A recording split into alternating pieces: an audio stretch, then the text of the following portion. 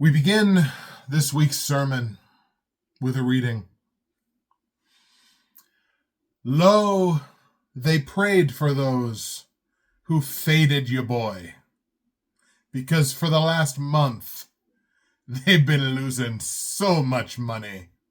Kind of broke into a little Dusty Rhodes there. What's happening, everybody? Justin, Bridgewater's Finest on YouTube, Blockbuster_guy on Twitter. Welcome to week 12 of my weekly CFL football pick show. And ladies and gentlemen, the hot streak has hit a fever pitch.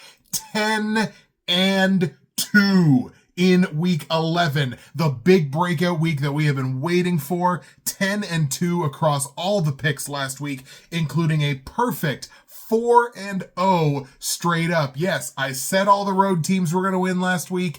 I might not have even believed it myself. 1, 2, 3, 4. The road team swept last week. 10-2 across all the picks. 3-1 against the spread, 3-1 on the totals. Now 71-60-1 on the season, a full 11 games above 500. It feels really good. We've been grinding away all season long. You've been grinding away right there with me. I appreciate everybody that has been on this run with me. 32-15-1 in the last 4 weeks. We even had a nice little bounce back in CFL fantasy that was aided by a cheeky little points adjustment here that happened sometime between this morning and this evening when I'm filming this show. Originally, I had 99.1 points on the week. It got bumped up to 101.8. I think there was an adjustment to Shamar Bridges and to somebody else. In any case, 101.8 puts me top 500 across the whole game last week and top 80 in Derek Taylor's league. And on the season, that now has me 1106.6, which is just inside the top 2,000 across the whole game, and 286 in Derek Taylor's league, moving on up. My most outstanding player last week was the aforementioned Shamar Bridges, wide receiver for the Hamilton Ticats, put up a tidy 25.7 points in week 11 action. So yes, we're doing a little victory lap at the beginning of this episode because boy, week 11 is the week that I have been waiting for, but we ain't going to rest on our laurels. Week 12 has another 4-game slate, a very inauspicious return to the CFL this week as we had a celebrated return to the CFL last week. Not so much this week, but we're going to talk about it anyway. Our 4-game slate looks like this. The Saskatchewan Roughriders travel to Toronto to take on the Argos, who are coming off of their bye. We got the Hamilton Ticats in Winnipeg taking on the Bombers. Talked about 2 teams going in exact opposite directions. The BC Lions travel to Ottawa to take on the REDBLACKS. And we got the Edmonton Elks in Montreal to take on the Alouettes. So as I mentioned, the miracle happened. I said all 4 road teams were going to win last week. They went out and they did exactly that, which, I mean, that snaps a massive streak that had been going for multiple weeks now of dominance by home teams. But all of these things tend to, end at some point, and a lot of the time they end spectacularly, which is exactly what happened last week. Home dogs are still a solid 4-2 straight up and against the spread over the last 30 days. We do have one such of those this week. And the over is starting to run hot, 7-3 in the last 10 games. So we are going to start things off in Toronto with that Riders-Argos matchup. And on the Riders side of things, they drop a 3-point decision last week in the returns of both Trevor Harris and AJ Ouellette. AJO had a pretty good game last week, I think 77 yards rushing. He has already been listed as out this week. AJO will not be playing in his return to Toronto. But look, the story of that game was the 4 missed field goals by Brett Lowther.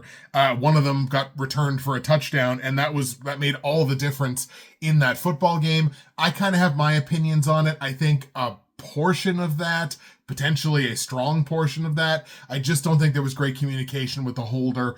After a couple of kicks, you see Lowther and the holder kind of talking to each other, so it just feels like there was something that was not jiving well there.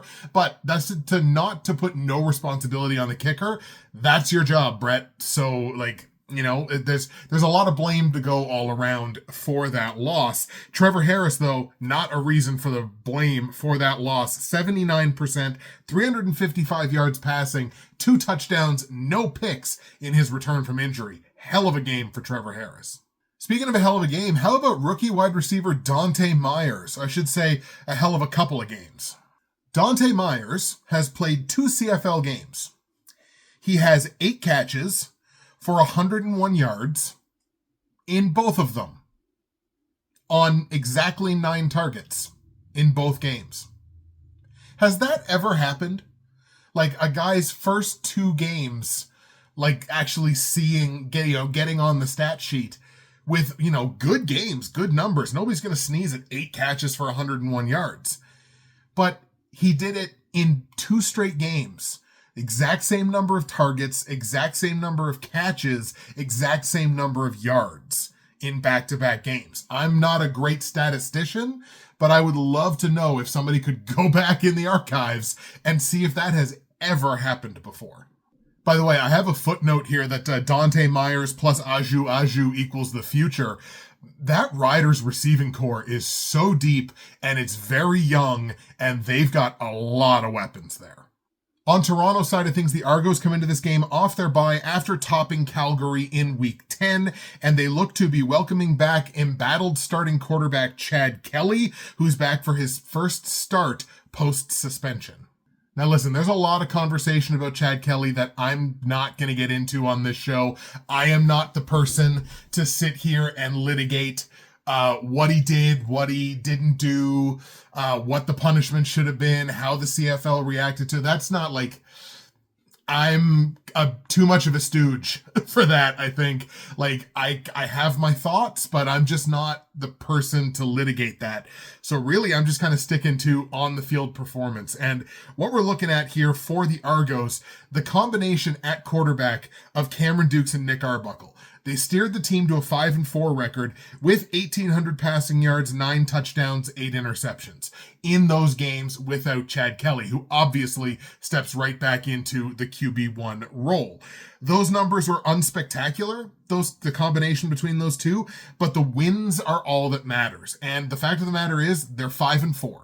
So they won more than half of those games, and they're up by a full game on both Winnipeg and Calgary in terms of the crossover in the playoff picture, and they've got a game in hand on both of those teams. So I hesitate to say mission accomplished, because you would have liked to have seen better, but kind of mission accomplished.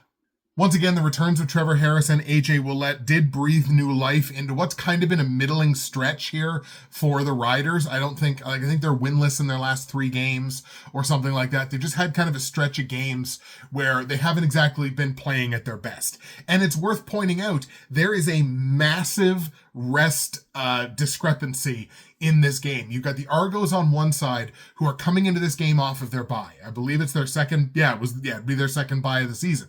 So the Argos are coming into this game well rested. This is going to be the Riders' 8th consecutive game. I believe they have a bye next week, potentially, maybe not. But I believe it's their 8th consecutive game. So we're looking at a major discrepancy in the rest in this, and especially where, AJ Ouellette, who came back last week, is not going to be playing this week. That, I think, is a significant advantage for the home team that's coming in fresh off their bye. I've got to lean Argos in this matchup, and a lot of people are not. I believe the Argos are the fundamentally better football team right now, so I'm going to take Toronto, especially where the game's in Toronto. Let's take the Argos to get the win over the Riders. On the line, the Argos are laying -2 here as a marginal home favorite. I like them to win. Let's lay the -2. Total in this game set at 50 points. I think this is a pretty good number. I think it gets up kind of into the mid-20s somewhere, but I do think it stays under. I don't think this number the total gets to 50. So give me the under on the 50-point total, and we're going to go like a 26-20, somewhere in that range. So Argos win. Argos cover the -2 against the spread, and give me the under on the 50-point total. Let's go to Winnipeg now, where the Bombers are going to welcome the Ticats to town. The Ticats making some noise in not their front office, but in their coaching staff, and we'll talk about that here in a second. The Ticats suffer both injury and indignity in their 4-possession loss at home against the Edmonton Elks last week. Before I say anything else about that game, I'm so thankful and so grateful that it seems like both Taylor Powell and Luther Hakunavanu are okay. Especially the Luther Hakunavanu situation. That was very scary. And when a player takes a hit like that, that looks like it's not necessary, not part of the game, it was a terrible situation. That's all. Once again, I am not the person to litigate these things, but I'm just very thankful that both of those players, especially Luther, seem to be okay. So, desperate times for the Ticats, obviously, and it calls for Chris Jones. Apparently, the Ticats have hired Chris Jones as their new senior defensive assistant. Maybe he's got some value in a role like this where he's not making all of the decisions for a team, but yikes. And look, in a game last week for the Ticats where you lost by 4 possessions, you fumbled the ball 3 times, you turned it over 4 times, you took 100 yards on 11 penalties, the lone bright spot for that team was Greg Bell, who gets a spot start at running back after James Butler is healthy scratched for some reason. You got to wonder if maybe there's some money involved in who knows? I don't know their cap situation, because there isn't a Puckpedia for the CFL, yet there should be. Greg Bell, all he did was come out, touch the ball 18 times, put up 173 all-purpose yards, a rush touchdown, and a receiving touchdown. I mean, those are James Butler numbers. Those are James Butler expectations when you have Butler on the field. They got it out of Greg Bell. Maybe they got something in the guy, but anytime you don't have James Butler on the field, it doesn't feel like you're putting yourself in the best position to win.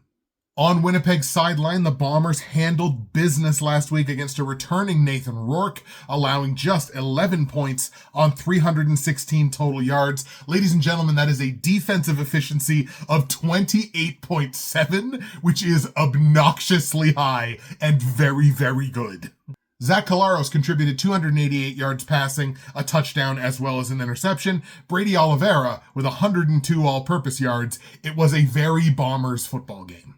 By the way, shout out to Kenny Lawler in his return to action, catches 4 balls for 54 yards, targeted 7 times in the pass game, so he's definitely going to be a focal part of this offense moving forward. They had 6 receivers who had at least 4 targets in the pass game, but once again, this is Bombers defensive football, baby, and it is what they have leaned and sunk themselves into over this past month. 4 straight games now where their opponents have been held to under 20 points. They've only allowed 1 quarterback or quarterback tandem to pass for more than 190 yards in those 4 games. Massive. So yeah, I know earlier this season I said, oh, well, looks like Winnipeg's back. And yeah, I was a little too early when I said that. No, it feels like they're actually back now. Like, I think Peg is actually back. And against the CFL's worst team, who I don't know who the starting quarterback is going to be. It might be Taylor Powell if he's healthy. It might be Bo Levi Mitchell. It might be the third guy who was involved in that game last week. And unfortunately, I should have looked this up before I started recording. I can't remember the guy's name. I don't know which quarterback is available. So, I mean, this is an absolute no-brainer. Vegas is trying to get some equity out of this game with a -9.5 line. But yeah, Bombers all day, get the win at home, lay the 9.5 points on Winnipeg. I don't know that the Bombers defense is going to give up double digits in this game because Hamilton seems like they're kind of on fire. In the bad sense. So, Winnipeg wins this game. Take the -9.5 here on the Bombers before that number gets up to double digits. Total in the game set at 48.5. I have to stay under because it's not like the Bombers' offense is a juggernaut right now. They're definitely not. But again, I don't know if I'm going to get double-digit points from Hamilton. So let's take the under here. Under 48.5 points. I'm going to go like 26-6. Something like that. I don't think the Bombers get up over 30 necessarily. So 26-6, Bombers win, Bombers cover, under on the points. Off to the nation's capital we go as the BC Lions are in town to take on the Red Blacks. We'll start on the BC side, of course. Their offense sputtering for a 3rd consecutive game. And the entire context of their season has rapidly changed after these 3 offensive performances. Nathan Rourke, just 32% completion on his passes. He targeted Justin McInnis 10 times in this game, only completed 4 of them. Only 126 yards passing, no passing touchdowns, 2 interceptions, and again, the whole context of their season has changed. 3 games ago, they were 5-2 and on pace for, what is that, like 14 wins in the season? Now they're 5-5, and it looks like they might struggle to get to 10. So the entire context of the Lions season has changed. However, shout out to William Stanback, who was the lone bright spot in that game. 17 touches for 112 all-purpose yards, and his first game over 80 rushing yards since week 5. And that game, that terrible stat line for Nathan Rourke, that's his mulligan. That's his welcome back to the league, you probably never should have left. That's his mulligan. He does not have to be the 50 touchdown pace force that he was when he left. But he does have to come in and remind people why the Lions made this choice. Because they're tying up a ton of their salary cap at the quarterback position for this explicit purpose of having Nathan Rourke back on the field and being Nathan Rourke. He doesn't have to be exactly what he was, but he's got to remind people why they made that choice. In short, everybody gets one. On the Red Black side of things, Ottawa held on last week after blowing a 12-point second-half lead in Calgary against the Stamps. Lewis Ward walking it off from 51 yards as Jeremiah Masoli returns, completing 77% of his passes, 254 yards, and a touchdown, winning in his first game action of 2024. And we just got to stick taps and we got to applaud there. Jeremiah Masoli coming all the way back to playing and competing at a high level. He showed it last week. I'm so happy for that dude. You may look at the stat line in that game and go, oh my gosh, the Red Blacks gave up 3 rushing touchdowns. Wow, their run defense must be really bad. Take the exact opposite of that. Don't let the trio of Tommy Stevens short yardage rush touchdowns fool you. This run defense for Ottawa has been punishingly good over the last month or so. Their last 4 games, the Red Blacks have allowed 61 carries, so it's only like 15 a game, for just 203 rushing yards. That's what, 51 yards a game? 3.3 yards per carry. This Red Blacks run defense has become very good very quickly, and it's tough to move the ball on the ground against them. Ottawa has been so good at home this year. I think they're 3-0-1. Of course, they've got that tie a couple weeks back against the Riders, but the Lions have won 3 of their 4 games against the East Division so far this season. The real it factor of this game, and what I think will be the determining factor, is what version of Nathan Rourke do we get? Which Nathan Rourke is going to show up? And that is what I think ultimately does decide this game. And I do have enough faith in Nathan Rourke as a player that I think he has a nice bounce back in this game this week. So let's go ahead and take the BC Lions on the road to get the win in Ottawa against the Red Blacks, hand the Red Blacks their first loss at home. Again, the Red Blacks looked like they were cruising last week against Calgary, who is an inferior team to BC, and they damn near coughed it up. It took a Lewis Ward field goal at the end of that game for them to win. So it's not like Ottawa's unbeatable at home, and it kind of feels like the Calgary situation all over again, where like Calgary was really good at home too, but then they had a game where like, they won, but they probably didn't deserve to, and then the next week they lost. Kind of feels like a similar situation here with Ottawa. So let's take the BC Lions and Nathan Rourke to get the win in Ottawa. On the line, BC is laying -1 here as a very marginal road favorite. And, you know, what I mentioned, the home dogs are playing very well lately, 4-2 straight up and 4-2 against the spread in the last 30 days. We're going against that trend this week to take the Lions and obviously laying the -1. Total in this game is set at 50 points, and I do feel this one going over. So let's grab like a 30-24, something like that gets us over the 50-point total. Lions win, Lions cover the -1, and give me the over on the points. And the last game we're going to look at is the Edmonton Elks in Montreal to take on the Alouettes. Both of these teams are starting to get to the point where they're kind of begging for a bye week here. This is going to be Edmonton's 7th consecutive game. It's going to be Montreal's 5th consecutive game. So they're not dying at this point, but especially Edmonton, you got to be starting to feel it in the legs a little bit, waiting for that bye week. So the Elks drop the hammer on Hamilton. Oh yeah, the Elks beat them up. Just beat them up last week, even after the late week scratch of Trey Ford and the injury to Javon Leake that happened fairly early in that game. Thank God for my fantasy team, he did get a touchdown prior to when he exited that game. However, MBT steps in, 234 yards passing, 2 touchdowns, no picks, and Justin Rankin has a star-making 17-carry, 108-yard, 3-rush touchdown performance in relief of Javon Leake. And Rankin's been part of the offense here for the last couple of weeks and has been putting up some numbers, but man, he really broke out last week. Now, despite the score, it was not a perfect game for the Elks coming out of this one. They allowed 400 yards passing in that game. Now, granted, it was on 49 pass attempts because of the way, score dynamics are a thing. But still, they allowed 400 yards passing. They were less than 50% on second down, and they did not generate any sacks in the pass rush. But they did take full advantage of the fact that Hamilton turned the ball over 4 times, took a ton of penalties, and Edmonton was deadly efficient in the red zone. 6 red zone trips, 6 touchdowns. You can't get any better than that.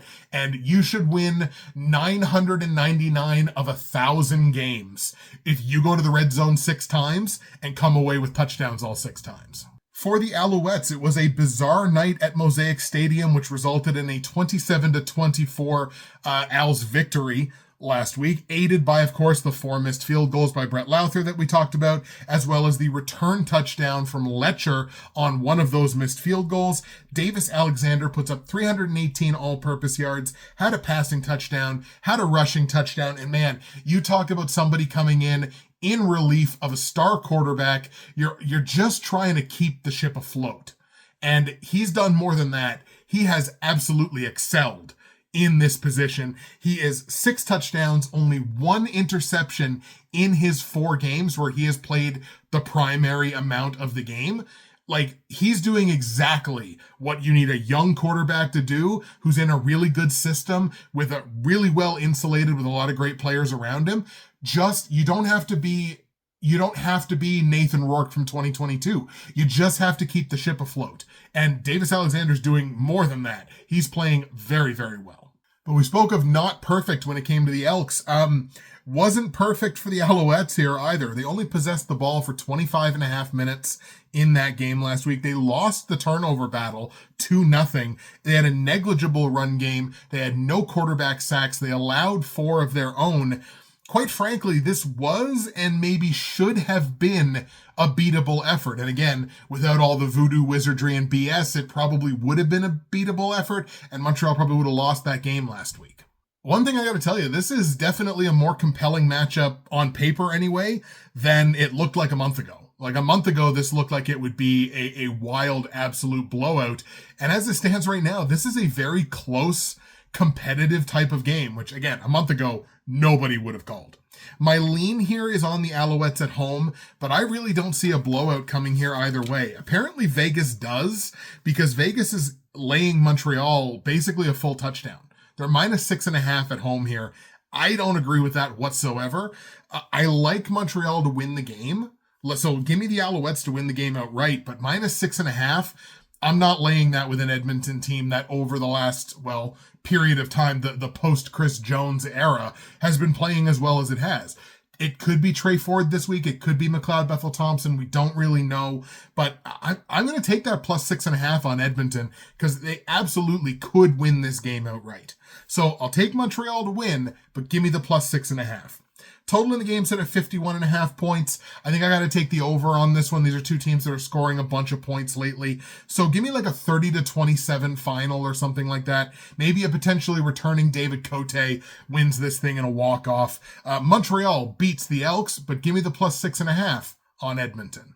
So those are the picks for week 12 for you folks. And since it's late in the day, my CFL fantasy roster for week 12 is right in front of your eyes right now. We're just going to go over it here very, very quickly because I do expect that there probably will be some changes as the week goes on.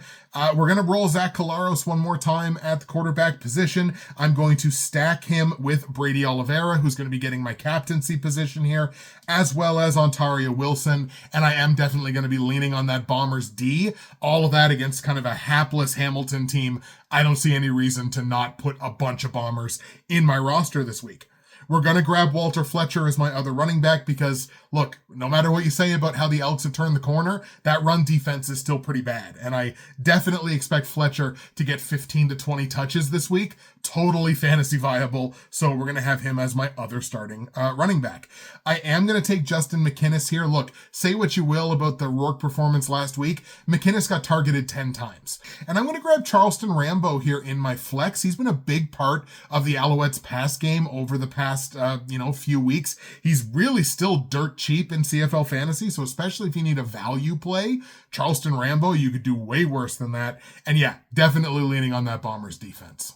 There you have it, folks. Those are my plays, and that's my fantasy team for week 12. We'll go over the picks here with you very quickly one more time, and then we're going to get you out of here. I got the Toronto Argos beating the Saskatchewan Roughriders 26-20, laying the -2 on Toronto, taking the under on the 50-point total. I got the Winnipeg Blue Bombers blowing out the Hamilton Ticats 26-6, laying the -9.5 on Winnipeg, taking the under on the 48.5-point total. I got the BC Lions going into Ottawa and handing the REDBLACKS their first loss at home of the season, laying a very marginal -1 on the BC Lions in a game that goes over the 50-point total. We're going to go 30-24 final on that one. And the Montreal Alouettes defeating the Edmonton Elks barely 30-27 this week. Montreal wins. Give me the +6.5 on Edmonton and the over on the 51.5-point total. Thank you so much. Once again, I hope you rode with me with the picks last week because 10-2, there ain't nothing wrong with that. So hopefully we replicate that here in week 12. That's it for me, Justin, Bridgewater's Finest on YouTube, Blockbuster_guy on Twitter. Enjoy the games in week 12. We will see you again next week for the OK Tire Labor Day weekend.